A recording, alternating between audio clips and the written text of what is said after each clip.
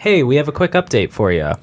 We've started posting to Apple Podcasts, Google Podcasts, or wherever you get podcasts. You can help support us by rating and reviewing so we can expand our reach. And if you already reviewed us, please help us by sharing this podcast with somebody who would be interested. I hope you enjoy this episode.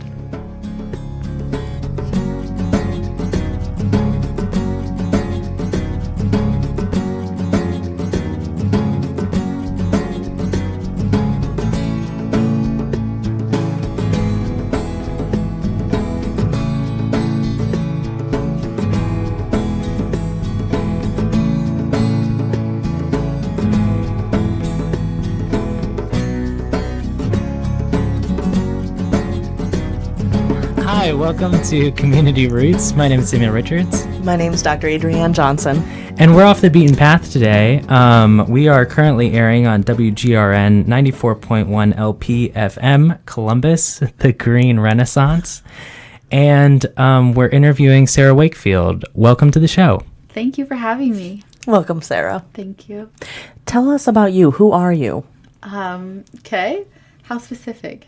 How specific would you like to get? Well, for all of our listeners, I'm a 36-year-old young professional working at a big university in the city. I've been there for 12 years, and I'm here to talk about what mental health has meant to me. I am pretty active when it comes to exercise, so I do a lot of running, so I get to see my neighborhood really well. I get to know what's going on there, which means a lot because I like it. It makes me a part of the community. Mm-hmm. I'm an equestrian, so I spend most of my summer riding horses, or one horse. And what's the horse's name? Her name is Hadassah. Oh, great! But we call her the Little Red Sports Car because she's red and she's compact and she zooms. Awesome. So sometimes that's great. Most of the time, it's not. You're able to hold on to her as she zooms? Yes. So you're very talented, very skilled. I'm so talented. You're pro. So skilled. I'm, the best. On the Community Roots, the other one, we Not the beaten path? Yeah, right. When we're on the regular road, we talk a lot about walks. And last time we were on here, we were talking about the importance of pets. So it's really cool to see those two intersect. Yes. Yes. Well, I do have a dog and a cat. So I've got the pets covered, I think. I love that. Pet therapy. Research supports the efficacy of equestrian therapy and of having dogs and cats as support animals and emotional support animals. And I think it's great that you have that. Thank you. It's something I grew up with, so it's very integral, I think, to my own mental health. I love it. Talk to us about your journey into mental health. So when I was rather young, I experienced some trauma in my life, and then it kind of shadowed the rest of my adolescence. And as with any trauma, it just kind of becomes a part of you if you let it, and it kind of dictates who you are. And so I kind of lived with it, kind of developed my life around it, and how not to experience that trauma again, or how not to let it influence me anymore.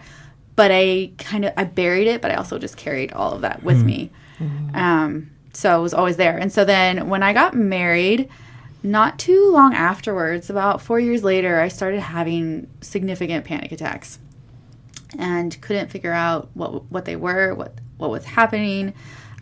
Pretty debilitating. I didn't want to eat. I wasn't sleeping. I wanted to just hide in a closet and live there. But I had people in my life who were very encouraging, and that I had built rapport with.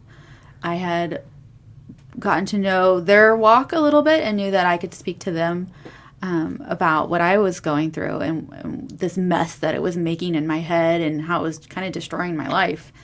And about a couple months after my first panic attack, I sought the advice of a therapist.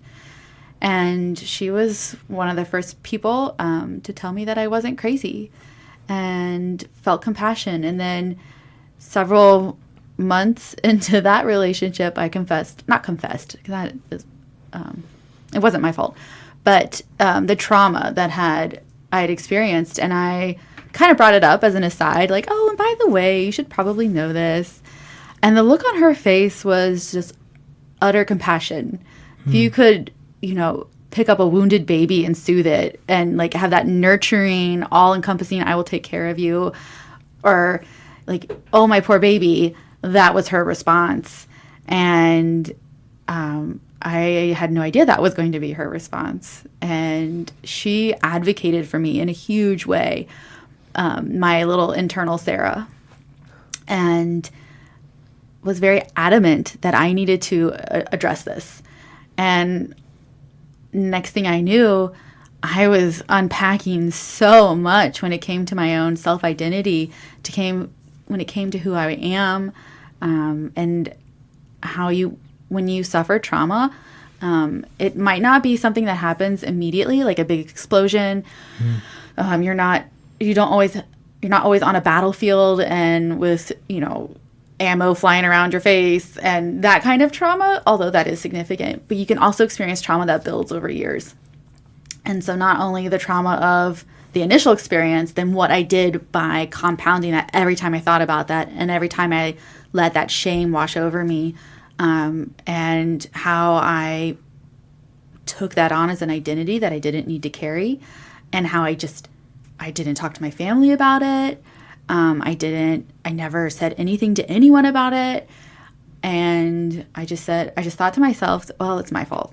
And when people would ask me, I actually talked about it with a girl when I was in college at a Christian retreat. And she said, well, didn't you blame God? And I'm like, no, I don't blame God for this. Like, it was my fault. And so that's like the significance of how much I carried it with me and how I wasn't addressing it. And so once we started unpacking all of that, then I got to realize I got to experience this freedom of I'm a good person. I'm a good person in the sense that it wasn't my fault. I can do bad things for sure. I can cut people off. I can, say obscene things to people while I'm driving.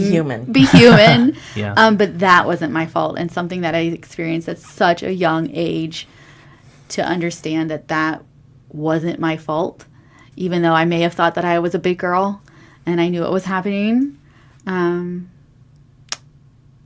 That was pretty significant. So that's where my passion, like where I come so alive when I think about how this one woman in a few words turned my whole life around. That sounds like a transformative journey. Yes, it has been. Thank you for sharing that with us. It sounds very intense. Yeah, sure. It's intense. It's also I'm not the only person to experience trauma at a young age. But to you, it's so personal. It is so personal. I guess I'll own that. Yes, it is so personal. It's very personal. And there is stigma associated with counseling, even today. And this, as progressive as our society is, I still even hear from my colleagues or from clients that people will say, I think I'm crazy. I think I'm going crazy, or counseling is for crazy people. And it's easy to question ourselves when we are enduring a trauma and the effects of a trauma, and it shapes who we are and what we do. We believe that it defines us, and it doesn't. But we start to think, when our coping skills fail, that we're crazy. And it sounds like that happened to you. Oh, for sure. But also, why would I need therapy? I had a fairly stable family growing up. It was chaotic in ways that I didn't know other families weren't chaotic.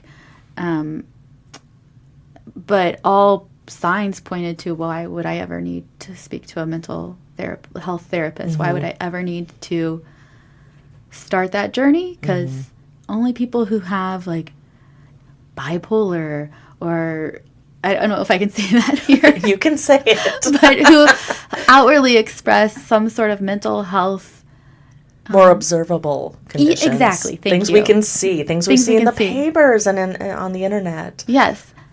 I felt that stigma too, starting my own journey with therapy, even being in a household that was really open towards therapy, and both my parents really benefited from it. I also felt just it feels like there's a social stigma around that, like, oh, you're getting help. or something like that, which is a good thing. It's great. Yeah. And I feel more whole because I did it and because I'm more equipped to deal with these things. Absolutely. Absolutely. We go to the doctor once a year for checkups, but people don't value their mental health in the same way. And it takes a lot to get people into a therapist's office. And hearing your story is inspiring, I'm sure, to a lot of listeners who will want to go to therapists because they share your journey. They identify with your journey, and they see you as an inspiration for walking the path of health. Thank you. Absolutely. You also spoke to the impact of being a community member and how important that is in your mental health and maintaining your journey. Talk to us about that, the importance of community. Absolutely. So when you talk about community roots, there's also I love that. when you talk about community roots, I identify with that intensely because as a kid, I grew up without roots. I was homeschooled. And so I wasn't invested in a public school system or a school system of any type. I didn't get to know my community when I grew up very well because my parents were dealing with their own Issues. I can say issues. Absolutely. And what their trauma that they had experienced. And I mean, they were in the midst of like marital upheaval as well.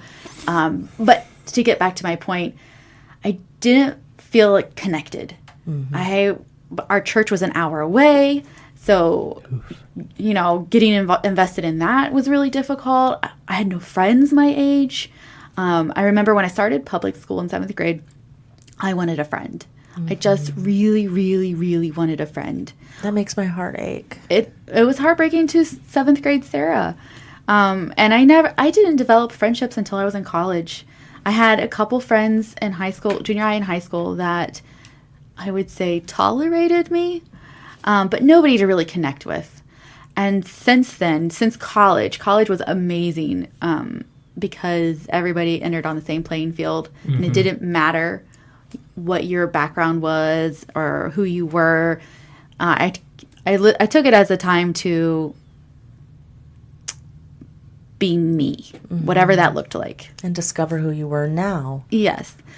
So community and roots are so important to me. And so that's why, I live in Clintonville.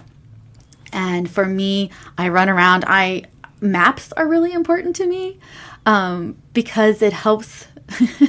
I bring that up just because I like to know my community. I like to know where I am. I am investing roots into my neighborhood. Because I didn't have that as a kid.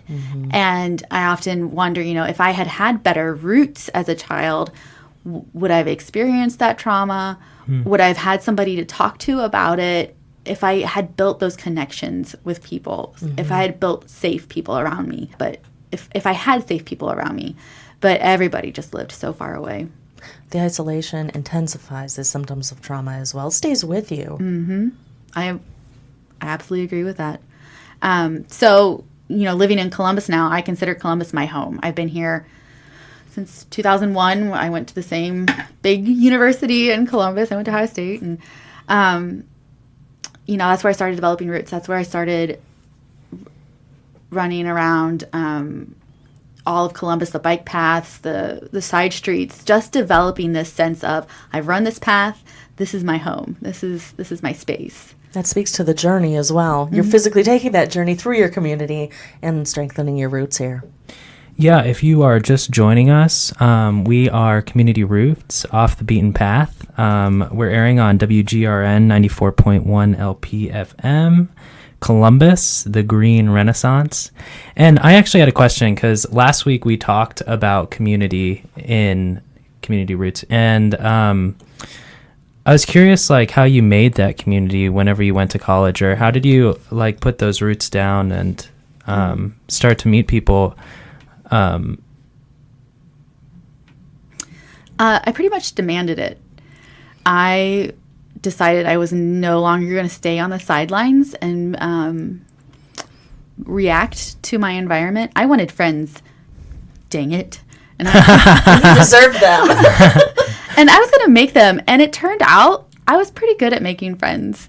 Or at least the people I hung out with were really, really accepting. And when you're all on your own in a vulnerable place like college, when you're all freshmen and you finally moved away from home, like I said earlier, it levels the playing field. And I was ready. I was sick and tired of not having roots. And I didn't develop roots within the university. I wish I had spent more time, looking back, I wish I had spent more time with student organizations, with my advisors, with my professors, and really connecting within the university. But I was not ready for that. That was another step that I wasn't ready to take. I didn't know how to take. And so my dorm became my roots. Great. We had floor 7. Yeah, floor 7. Yeah, that was our Nice. hangout group. But yeah, go ahead. No, my room, I just kind of went around my floor. I was on the first floor and met people. I just met people. And I somehow, amazingly, I was blessed with 3 other girls in my dorm room who were great girls. And the one other girl, tall Sarah, I was short Sarah, she was tall Sarah. And we just palled around and we had a wonderful time. But I had to, fight for that. You just can't go in someplace and sit down and expect people to become your friend. It helps when people do and when people are seeking out other people, but that's what I did. I sought out my community. And then later on, after I got so invested in my own mental health journey, that awareness, and when I was going through my divorce, I created another community. I knew I had to. I knew I needed a support group. And so I not harassed, but I definitely said, you are part of my support group. I'm putting you in my phone as my support group, and I will text you at 3 a.m. And you advocated for yourself. I did. And That's people awesome. wanted to do that too, because when you see another person in turmoil who's going through a period of great heartbreak, I mean, nobody wants to get divorced. These women just kind of surrounded me with so much love. And so, the day I met with our attorney for the first time, I texted all these women and said, this is what's happening, and just got showered with love. So I have to advocate for that. I have to advocate for myself because they don't know what they don't know. They don't know what I'm going through if I don't tell them. I think that's so awesome. Like, we definitely talked about that in our community episode last week, talking about being able to take that step and actually reaching out, because people don't know if you're just drowning because they haven't gotten the chance. And what I really like is whenever I've reached out, then people reach out back. And so it becomes mutual and it becomes really strong because somebody just took the first step. Yep. You feel so connected. Yep. And it takes strength to reach out, be that first one. Strength and desperation. Motivation. Oh, right, Yeah. Motivation. When you connect with friends in that way, when you reach out, you create a safe space for them, just like you said, Samuel. And that has been wonderful, because then you start to use the same lingo and you start to understand, like, your souls are on the same level and we all deal with it. Yes. That you are not alone. And what greater gift is to know that you're not alone. Definitely. And I think of my wonderful friend Margot, and I remember that crossing that bridge of vulnerability and saying, like, oh, I'm seeing a therapist, and then her response being, oh my gosh, I did too. And so now, years and years later, we still have these conversations, and it's easy, and she's safe. And if you need to, like, bleep her name out, that's okay. She didn't. So the best kept secret became your healing mechanism. Yeah. Seeing a therapist. Yeah. And anybody looking at me would never think that I would see a therapist if they weren't already on their own mental health journey. I would think that you are, because healthy people seek help. They connect. They discover their community roots, and they see a therapist when they need to. But don't we all look at people, and you don't look at someone and say, well, she's got a stable job, she's happy, she's got a sense of humor, she's, an equestrian, like, she's doing all these things. You don't necessarily, unless you're in the mental health realm, you don't necessarily say, oh, she must definitely be seeing a therapist. You think, I see what you're saying. Yeah. oh, she's got her stuff together, or she's normal. And She just came out the womb like swinging. yeah, I mean, really, that was my perception. So I'm a heavy advocate. I will tell people right off the bat, oh yeah, my therapist said, or I talked about this with my therapist, and I'll bring it into any conversation because nobody should look at me and think, oh, she did it on her own, or she has no support, or she's just that great. It has taken a community. Yes, it does. And one of our theorists in our field, Alfred Adler, said the normal people are the ones you just don't know very well. And it was quoted again by Tyrion in Game of Thrones, and it could not be more accurate. We just picked up like 50 new listeners. We did. Reference drop. If we need to go with Game of Thrones metaphors or allegory, Let's go with it. Let's do it. Yeah, I definitely, something that I had to get over graduating high school was getting over this idea that people are born perfect and they just, because you see athletes who just pick it up perfectly and then it's just assumed, you know, like some people are born with this perfect societal happenings, Yes. Perfect family. Perfect image. They must have it all together. It's an because they image. look but it's perfect. not true. Like you get your best successes for things that you fight for and you really work Yes. for, as opposed to just being born with it. Yeah, it's funny what you said, Adrian, about normal people, and how sometimes I wish we could all just wear our mental health, our more observable mental health issues, Yes. like on our outside, because Yes. wouldn't we all just then recognize that in the other person, and it would not be abnormal. And I think that people who do have those more observable traits, it's kind of envious because they know, or maybe they don't know, but we see it and we know, and we're more compassionate, or should be. There's comfort in connection. Yeah. And we wouldn't feel so isolated.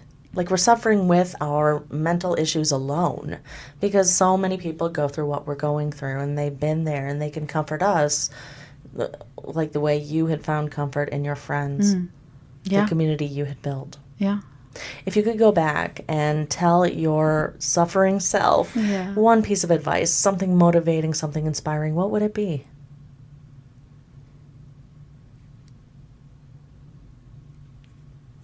That is an intense question. It is.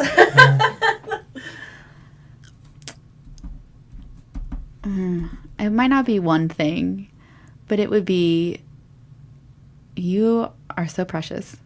I love that. I would say it is not your fault, and you are so precious. That is beautiful. That is beautiful. Would that have changed the course of your life? And would you have wanted it to? Oh, wow. None of us want to suffer, right? No. We want to avoid it at all costs. Yes. Maybe that's why we avoid mental health, because you don't want to dig up past trauma. Yes. Would I go through it again? I would have to. I mean, who you are. to be who I am now. Now, if who I am now could have been healthier at an earlier age, yeah. I would take that in a heartbeat. Because I have also inflicted suffering upon people because of my own woundedness, my own Your own reluctance. Yes, my own hurt, my reluctance to be vulnerable, the covering it up, whatever false advertising you give off as somebody who's wounded and not willing to address that. I would want healing for my family. If I could just, if it could have been a perfect environment growing up where everyone wasn't dealing with their own mental health issues, that they had felt whole and healthy and authentic and vulnerable, and it was safe. If my home was safe, yes, I would choose that over a not safe home. Again, that's a journey I can't speak to. But your journey going forward remembers that and protects the priceless, precious, beautiful girl that you were, and the woman you are, and the woman you will be. Yes, the journey going forward is one where I want my family, if I ever have a family, to experience that safe place. I didn't have it, but now through this journey, I can provide that, or I can guide that path towards health. Yeah, that's what I think is one of the awesome things about good mental health and good mental health practices is that it has an impact. It's a domino effect. Not only are you helping yourself, like I've seen it with my mom and my dad, how it's impacted our whole family in a really positive way. And so it doesn't just help you, it also hits those people around you in good ways, where even reaching out to your friends It's your and community. creating a safe place, you grow that group of healthy, trusting individuals. Yes. And I'm almost excited to see 50 years from now how the world ends up, because of a world that's not so stigmatized about mental health. I love talking to my Beautiful world. and one that trusts each other and talks about things instead of just trying to be this perfect outer shell of a person. Yes. So we are reaching the end of our time. It blew past so quick. It did. Your story is engaging. I could talk with you all day. Well, mental health. I could talk about mental health all day, but you really shine such a beautiful light on it. Thank you. Thank you for your passion and sharing it with us. Oh, you're most welcome. As we sign off today, don't forget to rate and review us online. We just started on iTunes, on Google Podcasts, on BeanPod. I know my mom talks about that a lot. Please rate and review us. That's the best way we're going to spread. And tell your friends about it. If you want to help that domino effect and start pushing those people in a good place, then definitely share us. You can find us on Facebook at Community Roots Podcast, Instagram at communityroots.pod, and Facebook at and email at communityroots.pod@gmail.com. We're everywhere. And special thanks to Julie Richards, Lisa Gilchrist, the people here at WGRN, Adrienne, Sarah for joining us, Alexander Wells. And you. Thanks. Our infallible producer. Yes. Getting there. Steve Pracus, Steve Dodge, anybody else? Does anybody... Now it's open to thank people. Anybody a part of my journey? Yes. The mental health community in Ohio. One big community. Thank you for everything you do. You are very, very often appreciated but not told. So thank you. So catch us next week, Sunday at 9 a.m. on WGRN 94.1, and we'll see you then.